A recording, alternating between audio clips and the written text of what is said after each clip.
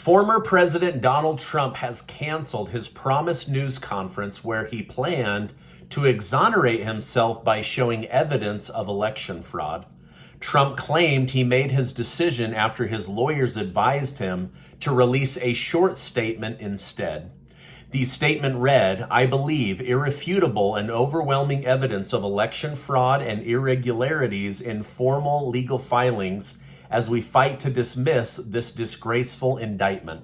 While this may be a smart legal move, this will give Trump's critics yet another reason to believe he's lying about having evidence." I don't know about you, but I was looking forward to seeing what he had to say. But I guess we'll find out during his legal trial, which could be in a couple of years or perhaps next spring.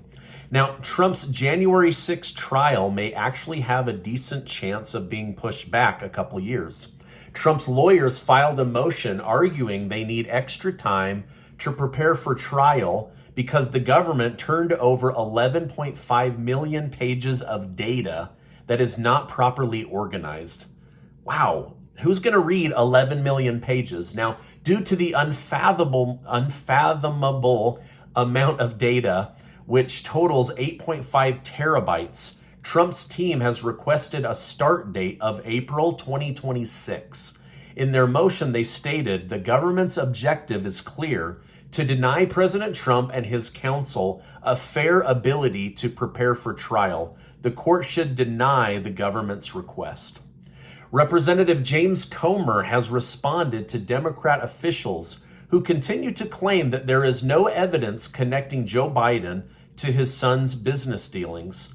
While on Fox's Hannity, Comer stated the Democrats and their friends in the media try to say there's no connection to Joe Biden.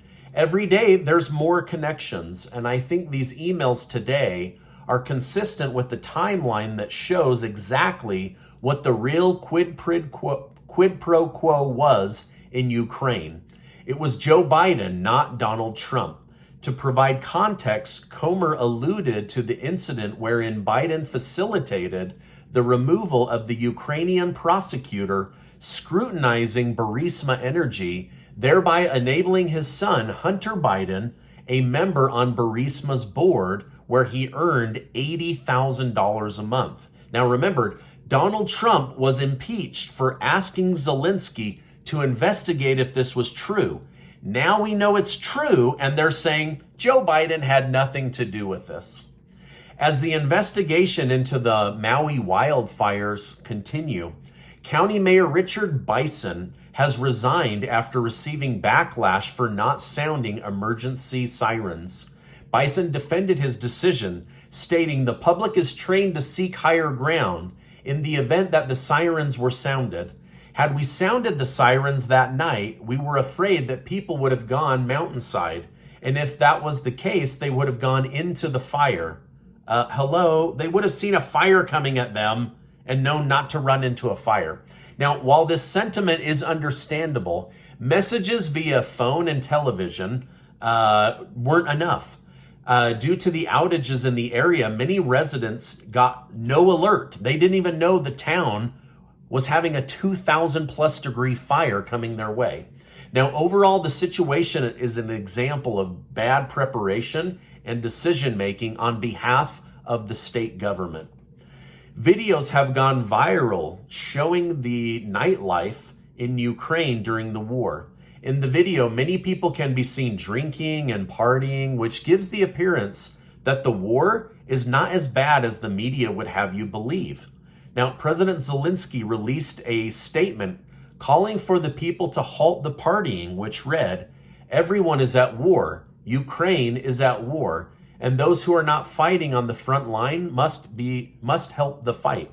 Not in bars, not in clubs, not by street racing or some kind of ostentatious consumption, but by helping the warriors in a very specific way." So there is a large group of Ukrainians that are living their normal life. They're partying, drinking, they're out at the discotecos, dancing, having a great time.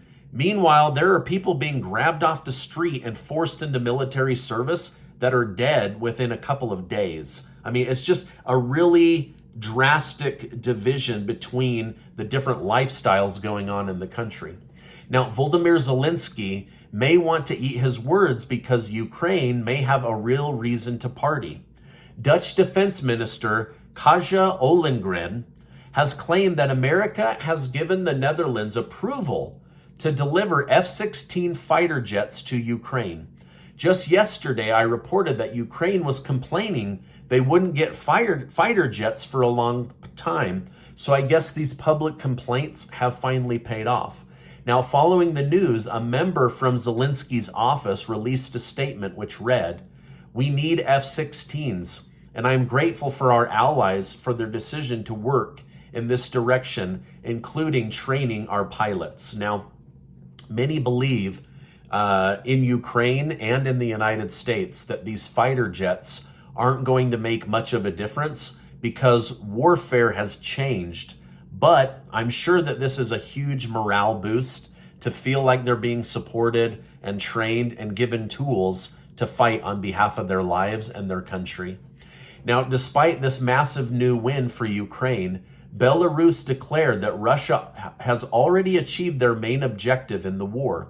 During a new interview, Belarusian President Alexander Lukashenko stated, "The goals of the Russian special military operation have already been fulfilled, and the future Ukraine will not dance to the tune of the United States."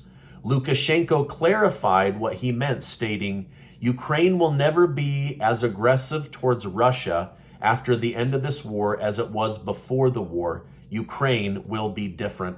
So basically, Lukashenko is counting on the fact that Russia has squashed Ukraine enough that they're never going to attack Russia ever again, even with the help of the United States or NATO. Only time will tell if he is correct or not.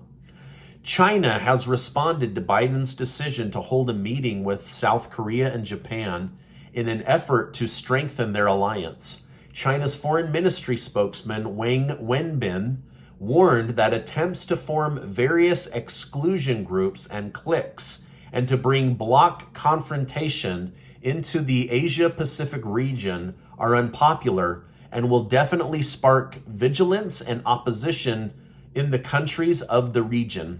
The Asia-Pacific region is shared by many countries, and if the United States can build strong alliances with some of these countries, they'll maintain influence over the areas which will block China from over-asserting their own influence. Hence, this is where the tension arises. So basically, the point of trying to get South Korea and Japan on the same page was to put China in check.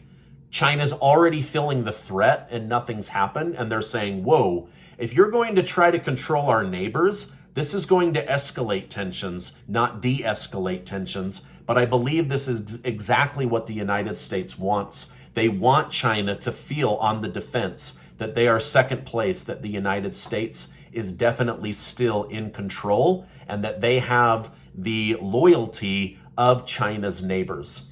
Now, this is my update for today. Before you go, please make sure to check out these important videos, and remember, you are amazing. Thanks so much, and I'll see you on the next video.